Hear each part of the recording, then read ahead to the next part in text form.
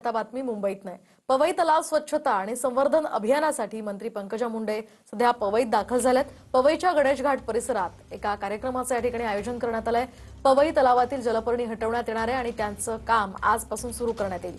तर गृहराज्यमंत्री योगेश कदम सुद्धा त्यांच्या सोबत आहेत। या ठिकाणी पंकजा मुंडेंचं स्वागत करण्यात आलंय।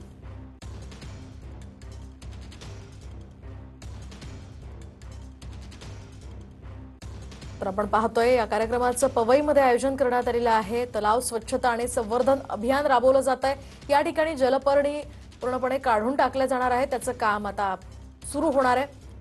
त्याच पार्श्वभूमीवर पंकजा मुंडेंनी इथला आढावा घेतल्याचं आपण या दृश्यांमधून पाहू शकतोय। पवई तलावातील ही जलपर्णी हटवण्यात येणार आहे आणि त्याचं काम हे आजपासून सुरू होतंय। त्याच पार्श्वभूमीवर या अभियानाचं उद्घाटन पंकजा मुंडेंच्या हस्ते करण्यात आलंय।